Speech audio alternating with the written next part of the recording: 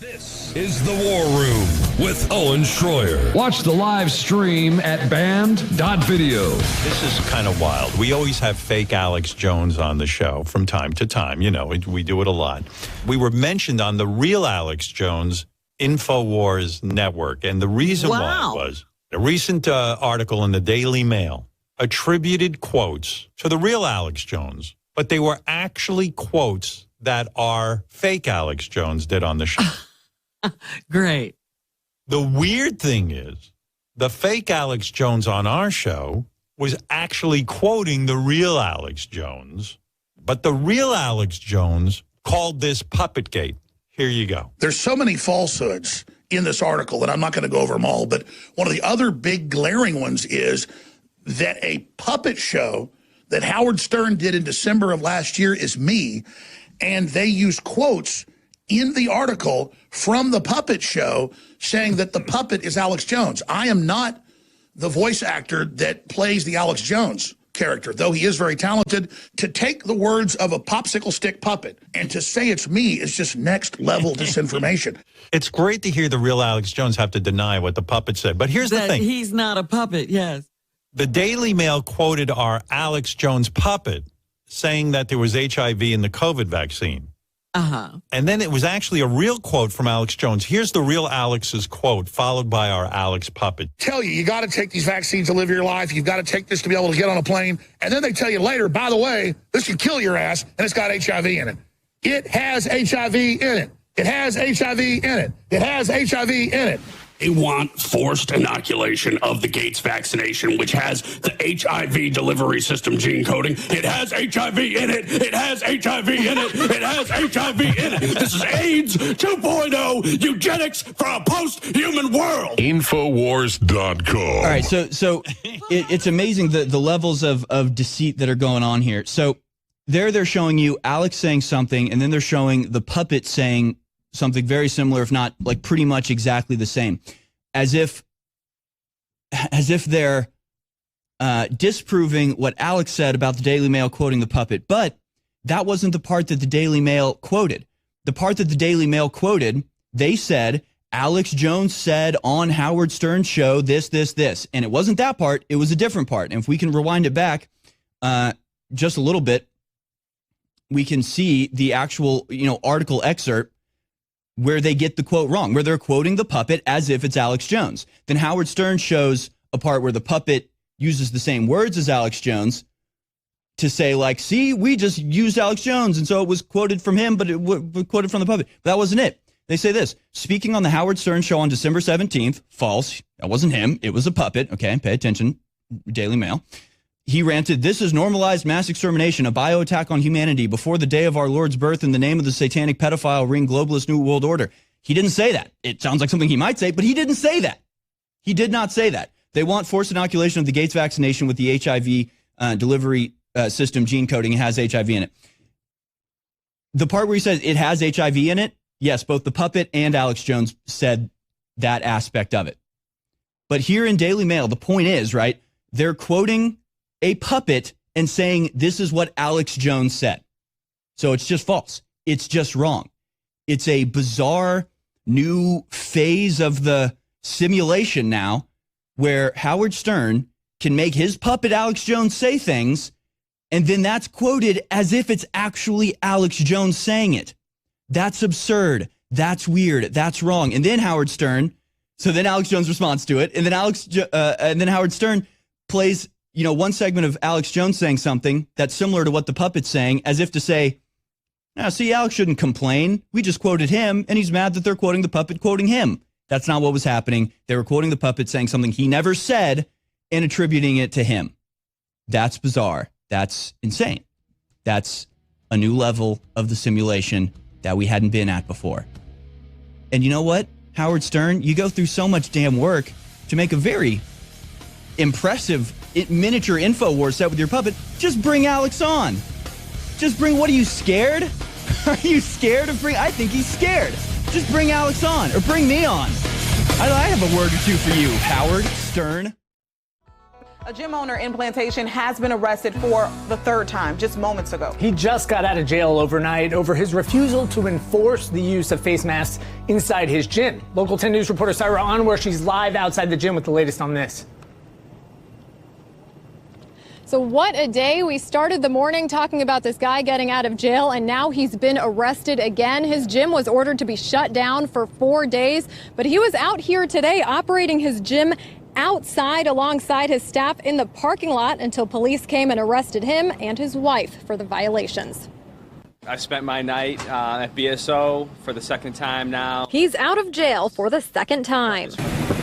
His gym is now in a parking lot, but he says his fight isn't over. I think that this is something worth standing for. Michael Carnevale repeatedly refusing to require his Fitness 1440 gym members to wear masks while working out. That's a violation of a Broward County emergency order intended to prevent the spread of COVID-19. But the more we seem to comply with these mandates, the more bizarre, the more intrusive these mandates seem to have gotten. Carnevale says he doesn't want people to pass out while working out with masks on or to disrupt their natural breathing patterns.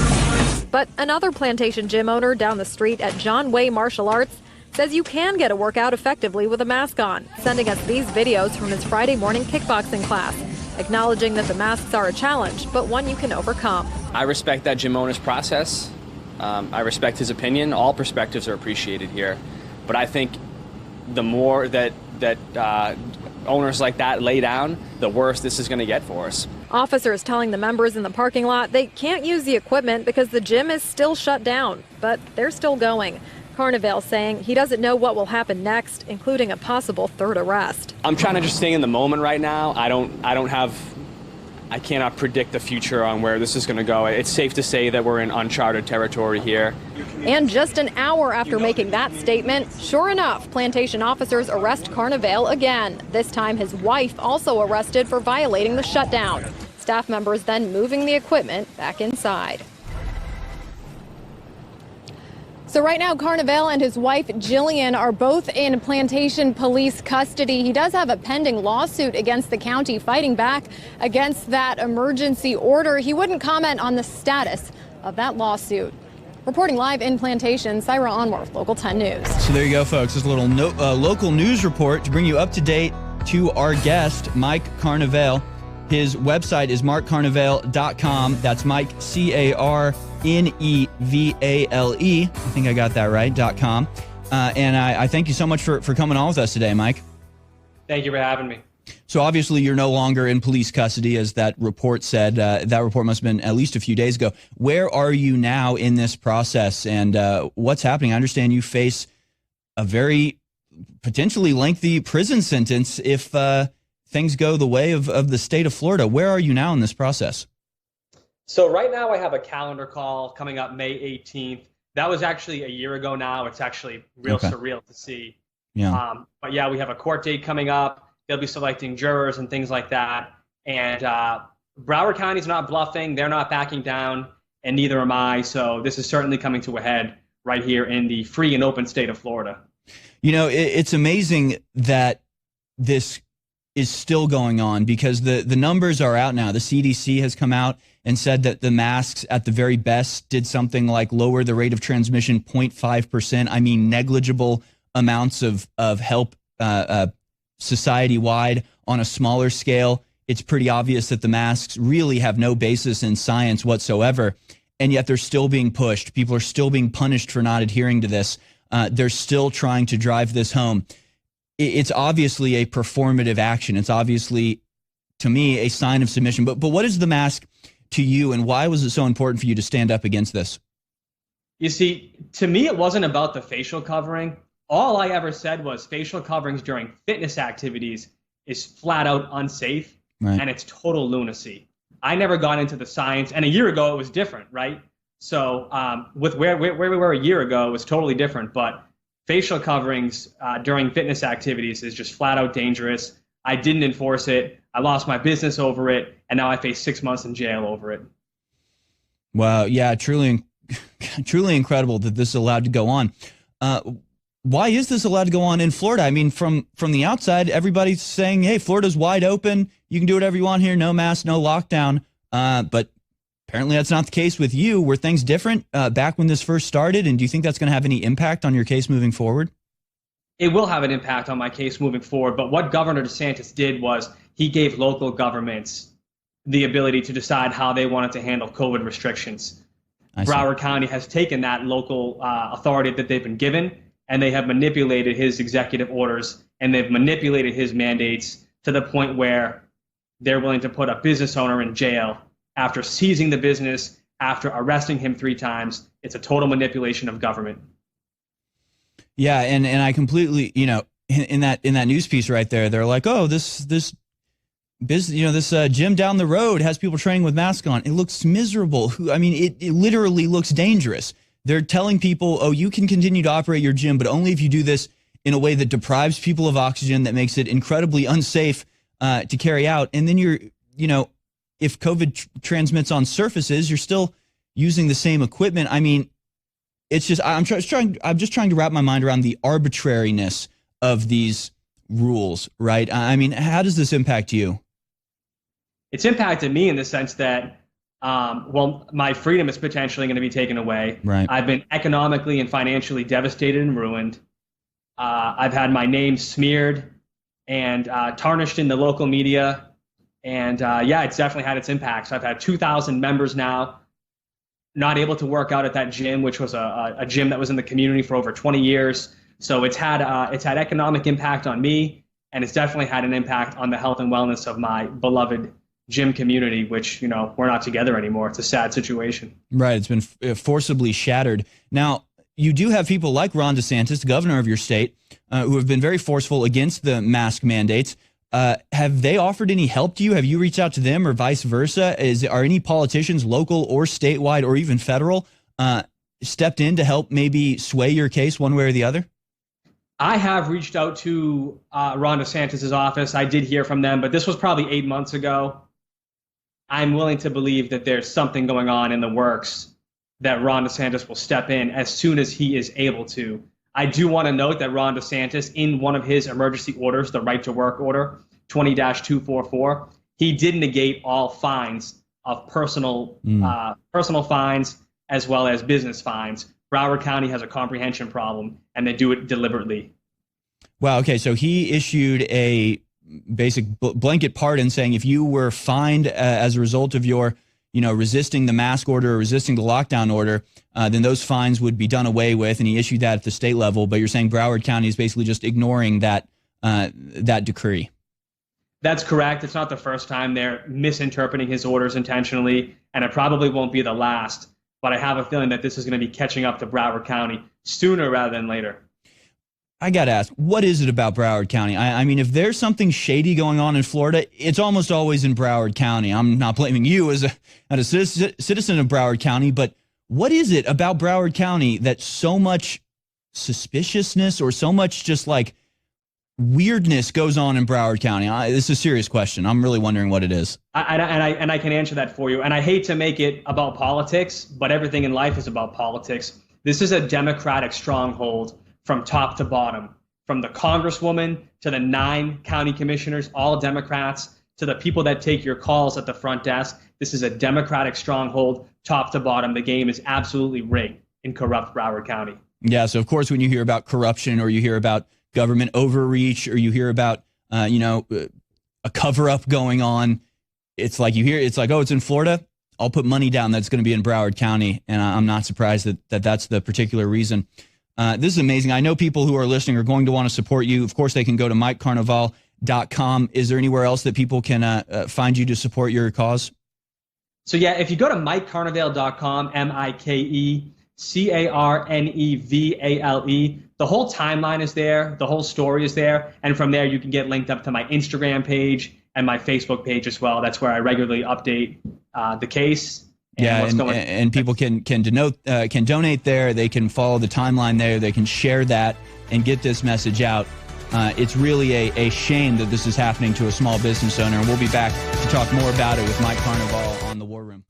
All right, folks, welcome back to The War Room. My guest is Mike Carnaval.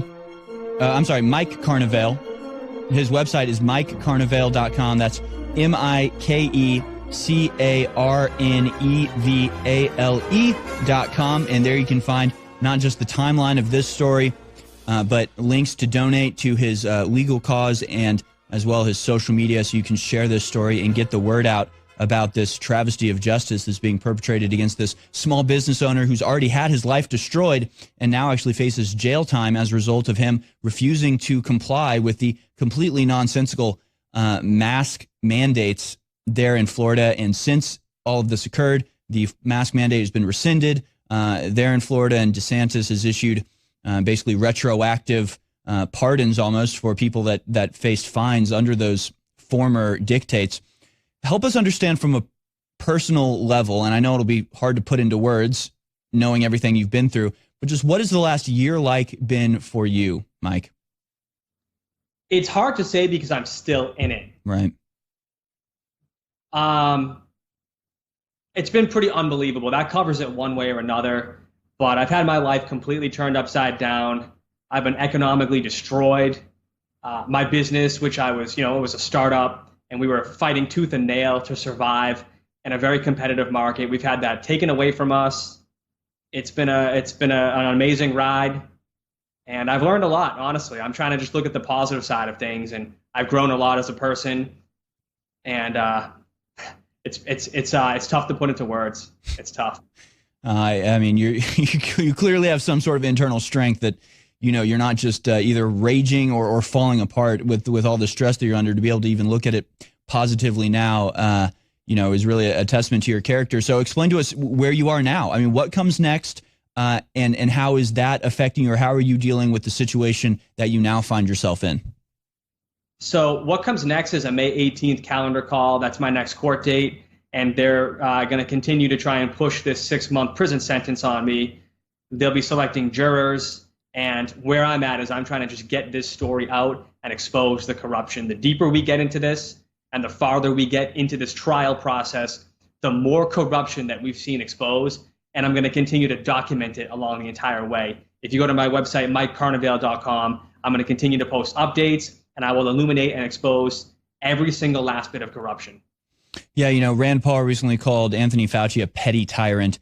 And that's really what we're seeing a lot of with these local mandates, is that even down to like the stewardess on an airplane, you give them that power and they will exert that power. They will do everything they can to, impose authority upon you because of the mask or because of the lockdowns or because of these, petty tyrant excuses that they have to enforce their will on other people. Help us understand some of the corruption that you faced from these petty tyrants there in Broward County. Well, just these mandates as a business owner are intentionally vague. They're hard to understand. So as a business owner, we have to try and balance operations, branding, marketing, management. You have staff, you have a large overhead. You're trying to satisfy and fulfill your clients while bringing new clients in. All of a sudden, you get this stack of papers from your local government. And it's like, hey, starting tomorrow, you have to learn all this stuff. Mm-hmm. So at a point, it's like, am I really running a business anymore, or am I running a COVID prevention company? Right. It's just impossible. It's absolutely impossible from an operational standpoint to run your business and to follow these vague mandates down to the T. It's not possible. Yeah, so help us understand that. I know there were a lot of well-publicized cases across the country. In California, I can think of a few where restaurants said, you know what? They said to move outside, so we moved outside. Then they said you have to have this many tables, so we had this many tables. Then they said you had to do this, so we did this. Then they shut us down anyway, right? It didn't matter how many times they tried. Now, in your case, it was something similar, right? You weren't just obstinately ignoring any directive they gave you, right? You didn't just go, screw them, we're going to keep doing things exactly the way we were. You tried, didn't you, to actually adhere to these things every step of the way? 100%. I never thought it was okay to close my business down for 3 months, but for optics, I did.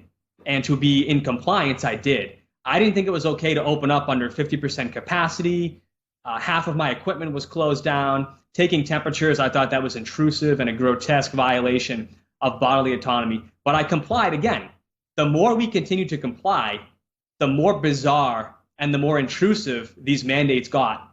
I had to put my foot down when they put my clients in a dangerous situation. Facial coverings while working out is dangerous. I drew a line in the sand and I lost my business over it. Now I face 6 months in jail over it. That's incredible, and it's very illuminating, isn't it, what you just said? The more you complied, the more stringent the dictates became. In that way, I mean, it has to be nothing more than a psychological operation, right? They're pushing as far as they can to see how much you are willing to take. And then, unfortunately, when people have that pushback that will inevitably come when they push too far because they keep going, finally they go far enough that a small business owner goes, you know what? Screw it, I'm not following your dictates anymore. Then they slam down with the hammer and the full force and weight of the law, right? I mean, is this anything other than a psychological operation against the American people? Well, I think you're definitely onto something. There. And, small business was 44% of the economy back in 2019, pre-pandemic. Right. So I think small business owners need to get tough right now. They need to understand that they're under attack and that they're not going to comply their way out of this. You're not going to comply your way through this, small business. At some point, you're going to have to come together in unison, and you're going to have to say, you know what? This is bizarre. This is intrusive, and we're done with it. And we need to stop complying. Yeah, and that's people have done that in places like Italy. For some reason, it's not happening so much here in America, and that's what it takes, right? It takes mass disobedience, mass non-compliance, because then they really can't deal with everybody. They just have to sort of throw up their hands and go, darn it, our tricks didn't work. They keep doing it. And again, you make such a good point that small businesses are the ones that can't survive this. The big businesses, and I don't know, I don't want to speculate on, your gym was a startup. It was a small business. It was well established in the neighborhood. But even to just go offline and to stop operating for 3 months and then to operate at 50% capacity, I mean, that's a death sentence for small businesses. But hey, if you're Planet whatever or, 24-hour fitness or one of these giant chains, and you've got billions of dollars in the bank and you've got insurance for this sort of thing, and you've got friends in the government that can maybe, throw you some extra COVID money on the side, like they'll be fine.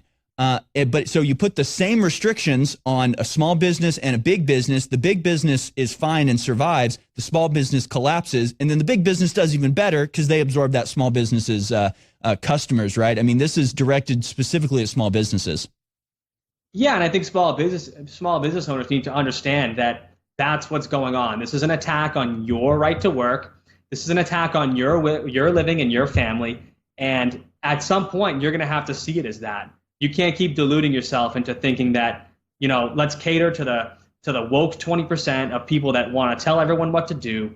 The silent majority will vote with their dollars. When we made our stand in the community, we had all of South Florida at our gym before it was seized from us. So people will positively react to you not enforcing the mandate. It's time to stand up. Freedom is popular, and people who stand up for it are popular as well. Mark Carnevale. His website, MikeCarnevale.com. Sorry, it's the Carnevale throws me off. MikeCarnevale.com is where you can support him, and I beg you to do so because he needs our help. Welcome back, folks. Harrison Smith sitting in for Owen Schroyer today on the War Room. Owen and the InfoWars crew is getting set up on the border right now, and we'll be hearing some breaking news from them very shortly, probably before the end of this hour. Rex Jones will be joining me in the third hour of the program to break down some of the other stuff that we still have yet to cover. But I'm getting fired up already just thinking about this this headline. I haven't even seen this video. I've read the article, and it's enough to infuriate a thinking human being. But we're going to watch this video and react to it together. The story is at Infowars.com. Biden's UN ambassador says white supremacy weaved into America's founding documents and principles. Interesting. I don't remember seeing white supremacy woven into our founding principles and documents. I remember them being for all of humankind. And I seem to remember a moment in time when hundreds of thousands of Americans gave their lives to free the slaves that were held in contravention to the founding principles for that explicit reason. Maybe I'm mistaken. Maybe I'm not as well informed as the UN ambassador. So this is, the UN is the supranational. It's the eye of the pyramid, right? It's the top of the top. It's the central globalist headquarters. And now we're sending a representative there to represent we, the American people. Apparently, she thinks we, the American people, are born racists and must be held to account for the original sin of our forefathers. Let's listen to her spout this racist nonsense and react to it together, shall we? We immediately re-engaged with the Human Rights Council and have announced our intention to seek election to that body so that we can advance our most cherished democratic values around the globe. Of course, when we raise issues of equity and justice at the global scale, we have to approach them with humility. We have to acknowledge that we are an imperfect union and have been since the beginning. And every day we strive to make ourselves more perfect and more just.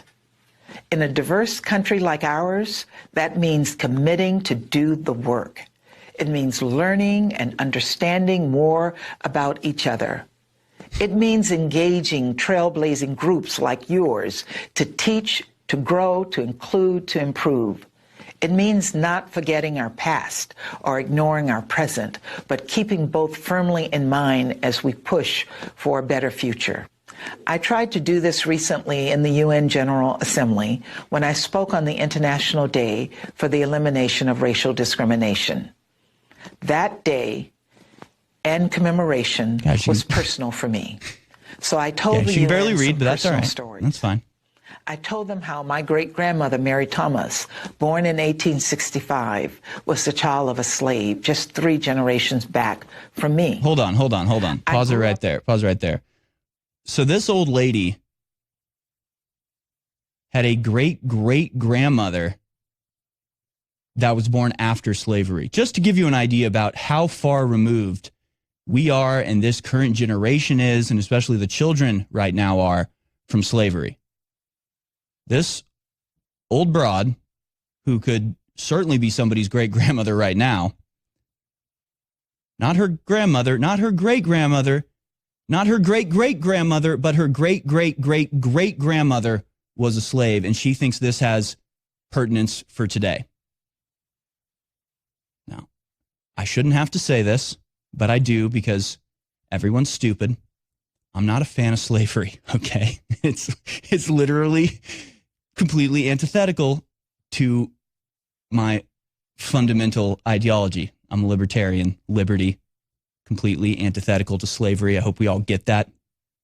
I'm glad we don't have slaves anymore, okay? Do I need to say this? Apparently I do, because, again, people are stupid. So I'm not saying that, like, it's like, so what? She was a slave. Who cares? It's like, thank God that hundreds of thousands of Americans died to free your great-great-grandmother. But I just want to put a little note here just to emphasize how far removed we are from American slavery, and how after 6 generations, at least, this apparently is still of the utmost importance, that we can't even talk about human rights at all without, for some reason, referring back to something that happened 6 generations before. I mean, my goodness. So her great-great-grandmother was born free. That's a wonderful thing. Her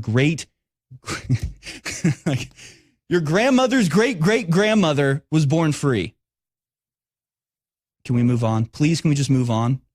I mean, how long? How many generations removed are we going to get before we can stop calling back to this as if that's the cause of the problems today? It's so far removed, it's outrageous. Let's go back to the old bat. Segregated South. I was bused to a segregated school. On weekends, the Klan burned crosses on lawns in our neighborhood. I shared these stories and others to acknowledge on the international stage that I have personally experienced one of America's greatest imperfections. I've seen for myself how the original sin of slavery that ended weaved 200 years ago. White supremacy into our founding documents and principles. Except it didn't. But I also shared these stories to offer up an insight, a simple truth I've learned over the years. Racism is not the problem of the person who experiences it. Those of us who experience racism cannot and should not internalize it, despite the impact it can have on our everyday lives. Racism is the problem of the racist.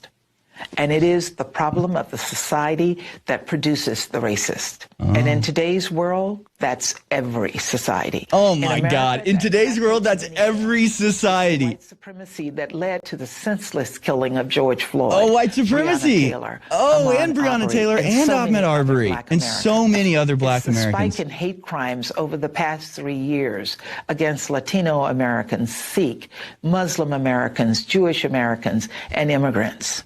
And it's the bullying, discrimination, brutality, and violence that Asian Americans face every day, from black especially Americans, since the outbreak of COVID-19. Which has nothing to do That's with why the Biden administration has made racial equity a top priority across the entire government. And I'm making it a real focus of my tenure at the U.S. mission to the United Nations. But when I say... Okay. All right. Yeah. So every society on earth is white supremacist. Every black person that dies is a victim of white supremacy. Every race except white people are victims of white supremacy. Is it becoming clear now? Like it's like, I mean, you have Congresswomen right now, Hirono and whatever the other one is, saying, I will only vote for diverse women or gay administrators in the Biden administration.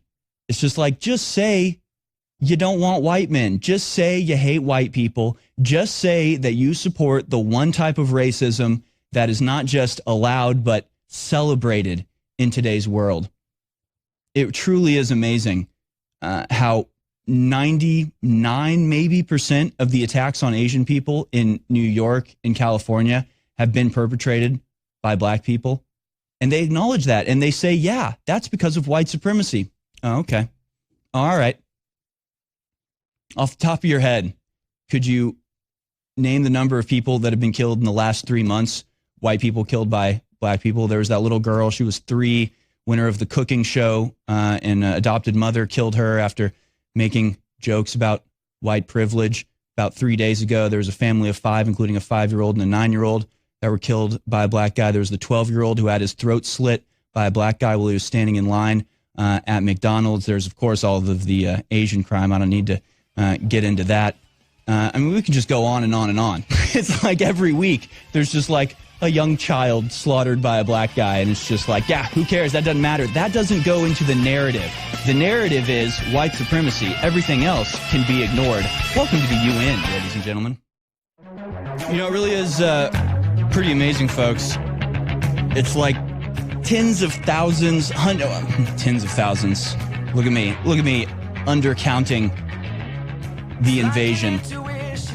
Literally hundreds of thousands of illegal immigrants, as in a greater number in a single month than the entire count of every soldier that landed on the beaches of Omaha and Normandy on D-Day to invade the entire continent of Europe. 156,000 soldiers embarked on that mission, the largest single military operation in the history of mankind.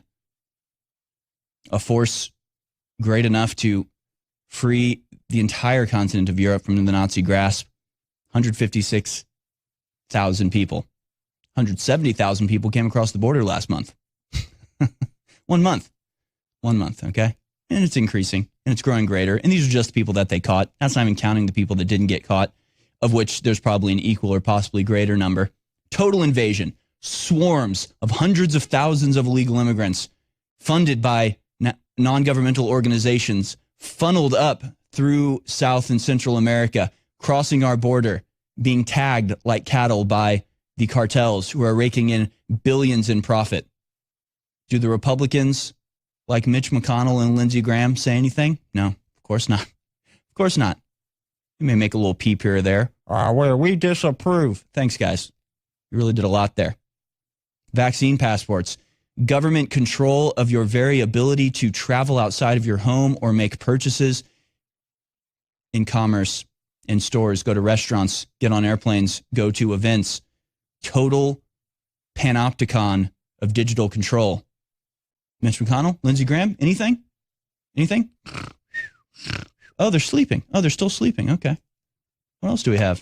Federal Secret Police, the FBI, swarming all across the country, spending months tracking down and kicking down the doors and arresting peaceful protesters who never committed a violent act and whose greatest transgression was walking into a public building without explicit permission.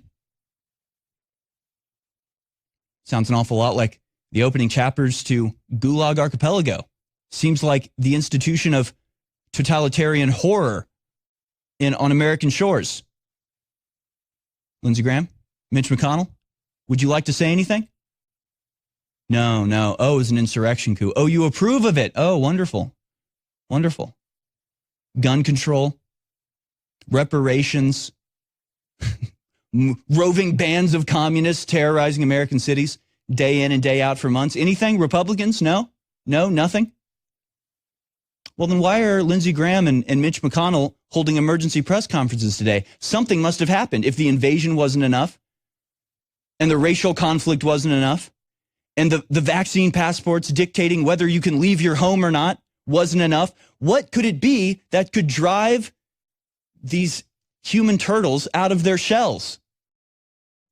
Well, it was Joe Biden saying he was withdrawing troops from Afghanistan. That's right. You want to know the one thing that gets these scumbags to actually make a stand and actually throw some strong words around in opposition to the totalitarian downfall of our entire nation? It's when Joe Biden does the one thing he's done in his entire tenure that even remotely touches on the decent: removing troops from Afghanistan. If Joe Biden removes troops from Afghanistan, he has my thanks. Good. Somebody needs to do it. They wouldn't let Trump do it. Maybe they'll let Joe Biden do it. However it needs to happen. I'm sick of being in a war that we've been in since, before I could see PG-13 movies, right? That's how long we've been in Afghanistan. There are people dying in Afghanistan today that weren't even born when the war started. So yeah, Joe Biden can pack his administration with the most anti-American, the most racist, the most extremist and absurd candidates. Mitch McConnell and Lindsey Graham are there to usher them on through. Come on in, boys. Welcome to the program. They can announce any sort of tyranny, any level of destruction, any level of overreach and totalitarianism, and it's all good. Oh, but you try to withdraw troops from Afghanistan, now they've got a problem. Now they're calling the media. Now they're getting people together to stand up against Joe Biden's attempt to withdraw troops from Afghanistan. It's truly incredible. And you can look on Fox News and stuff. That they're there. They're standing up. They're making a stand. And this is what they do. So please, for the future, don't call me a Republican, because I don't want to have anything to do with these turtleish scumbags. I see we have Owen Schroyer here on the scene outside of a immigration camp here. Are we set up, Owen? Do you read me? Yes, Harrison. We are here back at one of the main facilities that they propped up here that was supposed to be temporary, but I believe it's going to be permanent now, and it continues to expand. The Donna, Base Camp Donna, as it's known. We wanted to tell you from our sources inside, we've now had it confirmed again that, yes, there is child molestation happening inside this facility. Yes, the children are even reenacting the acts of molestation on each other, on their brothers, on their sisters. So if you remember, about 3 weeks ago, we broke that story. Then the mainstream news picked it up, and it was confirmed by politicians. And now it's being confirmed to us again. We've also been told, and I don't want to say too much because we're still trying to figure out exactly what's going on, but let's just say we've been informed that at these facilities, perhaps this one specifically, they are trying to figure out how to deal with InfoWars, how to deal with Alex Jones. They really don't like Alex Jones breaking news here. They really don't like InfoWars coming out here and showing what's going on. And in fact, what we're going to do since this is our third week back here. When the first week we came here, these tents that you see closest to the road were not there. They were not there. In fact, it may be hard to see. They don't let us on the other side. They'll arrest us if we go over there because, you know, we're American citizens and this is for non-citizens. But all of this facility here that's in the front by this pavement, this is all new. None of this was here when I was here 3 weeks ago. It was all under construction. And so what we're going to do is we're going to get some drone footage from up above to just show how this facility has expanded and progressed in the 3 weeks since we were breaking this story. Now, I will say this.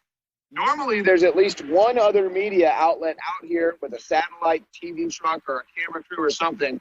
Nobody's here anymore. Absolutely nothing. So they used to have film crews out here. We lost the feed there. We'll try to reconnect with Owen Schroyer. I want to ask him about what I was talking about when we left him previously about the fact that, yeah, you may not like InfoWars, and he points out there specifically they have operations in place, reactions for when InfoWars specifically shows up. And it looks like we have Owen Schroyer back now. I was just saying, when you left earlier, I was saying you might not like InfoWars, you might have a different take on the world as InfoWars, but the fact is we are press, we are media, we are there on the ground getting shots of what's going on, and it is outrageous that people operating under the guise of our government are keeping out members of the press and hiding what's going on from members of the press and hiding it, therefore, from the rest of the public. It's intolerable that this is allowed to continue. Well, and I'm not sure where I got cut off, but I was explaining how normally when we were out at this facility, there was other media out here, at least maybe a TV truck, a satellite truck, a film crew, just so they could, be covering this story at all. It's nothing now. It's absolutely nothing. InfoWars is the only news company, the only broadcast company that is on the ground here covering this. And again, it's now been confirmed again, children are being molested. We were also told it's so bad in there, even with the expanded facilities, they're sleeping on top of one another. So they are literally packed in like sardines in this facility behind us. So, kids in cages. We all remember the kids in cages, kids in cages, kids in cages. Oh, Trump's so bad, kids in cages. Well, call this whatever the hell you want.